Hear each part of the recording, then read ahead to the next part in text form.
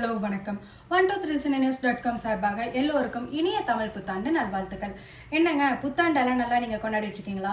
நீங்கள் இன்னும் சூப்பராக உற்சாகமாக கொண்டாடணுன்றதுக்காக தான் நம்ம சினிமா இண்டஸ்ட்ரி ஏகப்பட்ட படத்தை இன்னைக்கு ரிலீஸ் பண்ணியிருக்காங்க. அதில் இப்போ நம்ம பார்க்க போகிற படம் சிவலிங்கா. லாரன்ஸ், ரித்திகா சிங், ராதா ரவி, வடிவேலு, ஊர்வசி, பானுப்பிரியான்னு பலர் நடிச்சிருக்கிறாங்க. இந்த படத்தை பி வாசு டைரக்ட் பண்ணியிருக்கிறாரு. படத்தோட கதை என்னன்னு பார்ப்போம். சக்தி வாசு படத்தோட ஸ்டார்டிங்லயே ட்ரெயின்ல இருந்து தள்ளி விட்டு கொலை செய்யப்படுறாரு. ஆனா இத கொலை இல்ல தற்கொலைன்னு சொல்லி கேஸ் மூடிடுறாங்க கோர்ட். இது கொலைதான் ப்ரூஃப் பண்றதுக்காக அவரோட காதலி மறுபடியும் இந்த கேஸை எடுக்கிறாங்க. இது யாருக்குமே தெரியாம புலனாய்வு துறைக்கு கைக்கு போகுது. ஆஷேஸ்வர் ஹீரோவோட கைக்கு தாங்க போகும். லாரன்ஸ் சாரோட கைக்கு இந்த கேஸ் போறதுக்கு முன்னாடியே அவரோட ஒய்ஃப் ரித்திகா சிங் மேல சக்தியோட ஆவி புகுந்துருது.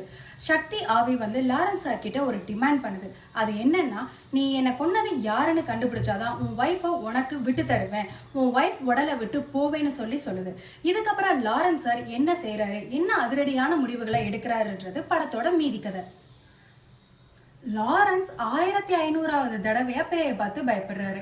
அதுக்கப்புறம் வழக்கம் போல பேய்கிட்ட பேசி அதுக்கு ஹெல்ப் பண்ணி அதோட ஆசையை நிறைவேற்றி வைக்கிறாரு.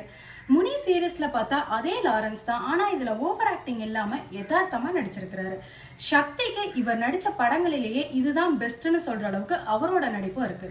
ரித்திகா சிங் இப்போதான் தமிழ் சினிமாவோட டெம்ப்ளேட் ஹீரோயினா மாறி இருக்கிறாங்க. ஆடல் பாடல்னு இதுலயும் அவங்க இந்த ட்ரெடிஷனோட பொண்ணா மாறிட்டாங்களேன்னு கொஞ்சம் ஃபீல் பண்ண வைக்குது. ஆனா பேய் வந்ததும் அவங்க கொடுக்குற ரியாக்ஷன் எல்லாம் செம்மையா அவருக்கு செட் ஆயிருக்குது. ரித்திகா சிங்குக்கு கொஞ்சம் கிளாமர் எல்லாம் வேணான்னு சொல்ற அளவுக்கு இருக்குது. வடிவேலு சார், இதுக்கு தானே நாங்க இவ்வளவு நாள் காத்திருந்தோம் அப்படின்னு சொல்ற அளவுக்கு நீங்க நடிச்சு செம்மையா கலக்கி இருக்கிறீங்க இந்த படத்துல. படத்தோட பிளஸ்னு பார்த்தோம்னா சலிப்பு இல்லாம போற திரைக்கதை. குறிப்பா கிளைமேக்ஸ் சீன்ல லாரன்ஸ் சார் இந்த கொலையை செஞ்சது யாருன்னு கண்டுபிடிக்கிற சீன். அதுக்கப்புறம் சொல்லி தெரிய வேணா வடிவேலு சாரோட காமெடி ரொம்ப பெரிய பலமா இந்த படத்துக்கு அமைஞ்சிருக்கு. படத்தோட மைனஸ்னு பார்த்தோம்னா பார்த்து பழகி போனா அதே பேஜாமா. மொத்தத்துல தீவிர ரசிகரா நீங்க முனி சீரீஸ்க்கு இந்த படத்தை கண்டிப்பா நீங்க போய் பார்க்கலாம், எந்த ஒரு ஏமாற்றமும் இல்லாம. 123cinenews.com இந்த படத்துக்கு கொடுக்கிற ரேட்டிங் 5க்கு 3. இந்த மாதிரி ரிவ்யூஸ் தெரிஞ்சுக்க நம்ம சேனலை உடனே சப்ஸ்கிரைப் பண்ணுங்க.